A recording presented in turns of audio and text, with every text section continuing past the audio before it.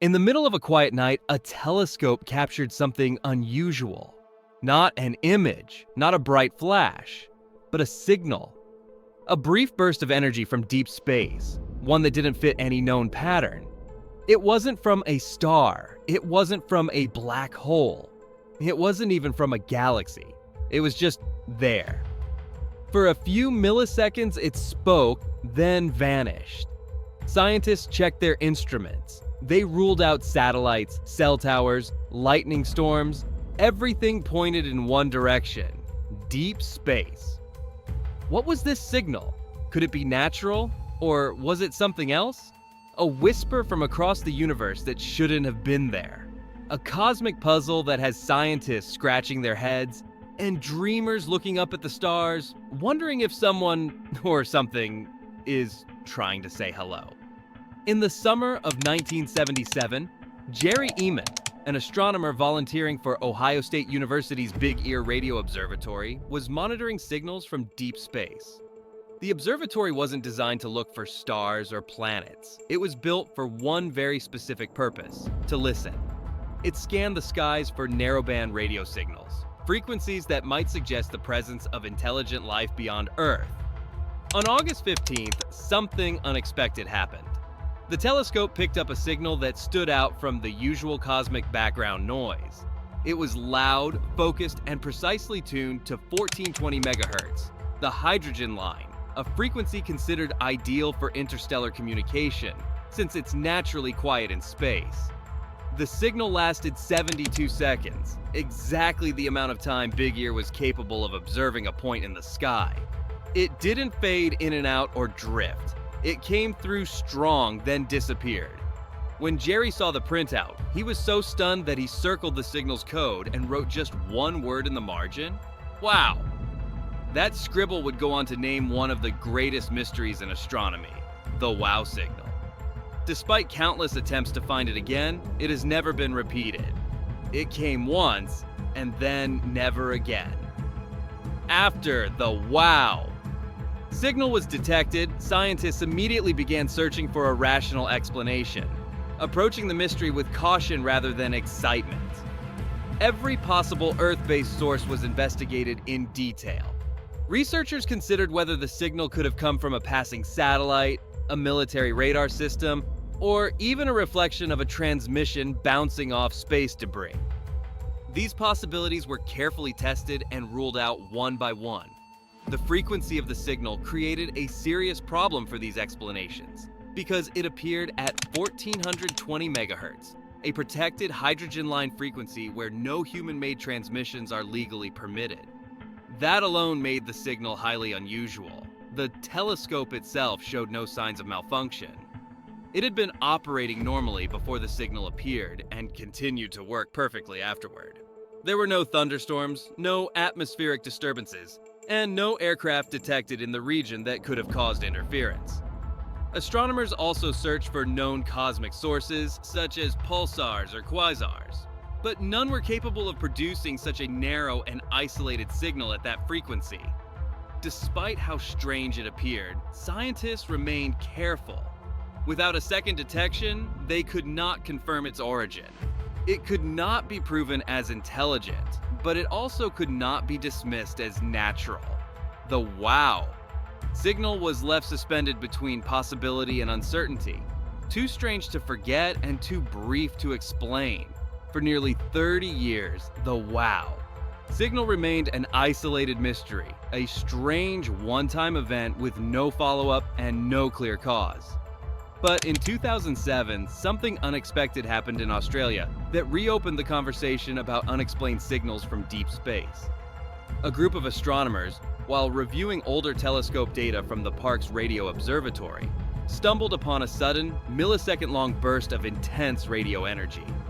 It came and went in an instant, and no one had noticed it before. This brief but powerful event was soon named a fast radio burst, or FRB. At first, scientists thought it might be a glitch or a local interference, but then more FRBs started appearing in other datasets. They weren't coming from one location, but from all across the sky. Some repeated while others flared just once and vanished forever. Some came from galaxies so far away that their light had taken billions of years to reach us. What stunned scientists was their brightness. Each FRB, despite lasting less than a blink, released more energy than an entire galaxy's worth of stars does in that same fraction of a second. But as exciting as they were, one huge problem remained. Despite all their power and precision, no one could explain where they were coming from or why they happened. In the search to understand what causes fast radio bursts, scientists have proposed a wide range of possibilities, some rooted in established astrophysics and others that stretch the limits of current understanding. One major theory suggests that FRBs might come from magnetars, extremely dense, highly magnetic neutron stars left behind after the explosive deaths of massive stars. These objects can emit sudden, powerful bursts of energy that resemble some of the observed FRBs. Another idea involves the collision or merger of black holes or neutron stars, which could send shockwaves of energy rippling across the universe. Some even point to exotic possibilities like cosmic strings, hypothetical remnants from the early universe, thin tubes of energy that could snap or vibrate and release radio waves. But then, there are stranger clues. Certain FRBs, like the well-known FRB 180916, have shown a puzzling regularity, repeating every 16.35 days, almost like a timer set by something or someone. Nature usually does not operate with such exact intervals, which has led some scientists to quietly suggest more speculative ideas, including the possibility that at least some FRBs might be artificial. Signals from advanced civilizations using focused energy to communicate across space. While the evidence is far from conclusive, the possibility remains open, lingering at the edge of scientific imagination. In 2022, a wave of excitement stirred the scientific community when China's 500-meter aperture spherical telescope, known as FAST, picked up an unusual signal while scanning the skies. Built deep within the mountains of Guizhou province, FAST is the largest and most sensitive radio telescope on Earth, specifically designed to detect faint whispers from the cosmos that might otherwise go unnoticed. Its massive dish scans for narrowband radio signals, those that appear structured, focused, and potentially artificial. One day, it detected something that stood out from the noise. The signal was narrowband, meaning it didn't come across as a natural burst or cosmic background radiation. It was structured and, perhaps most curiously, it repeated. That combination raised eyebrows. The team monitoring the data marked it as a candidate and forwarded it to SETI, the international community searching for extraterrestrial intelligence. For a brief moment, headlines around the world buzzed with the possibility of alien contact, but almost as quickly, the signal was walked back. Officials suggested it might have been caused by human interference, perhaps a satellite, aircraft, or some unknown terrestrial source. Yet, even without confirmation, the discovery sent ripples through the astronomical world. Because no matter how careful the wording, one question still lingered silently.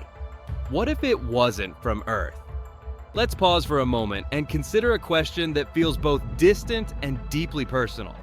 If a civilization far more advanced than ours wanted to reach out across the stars, how would they do it?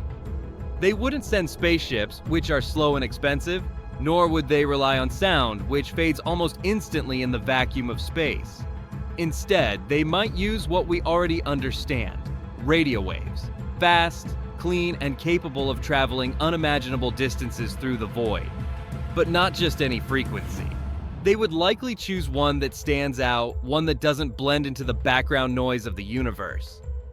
Some scientists have suggested that fast radio bursts might not be random at all, but rather intentional broadcasts meant to announce presence, not start a dialogue. If that's true, then perhaps we've already received their message. Not a greeting or warning, just 3 simple words written in energy. We are here. Somewhere out there, in the silence between stars, a message may be waiting.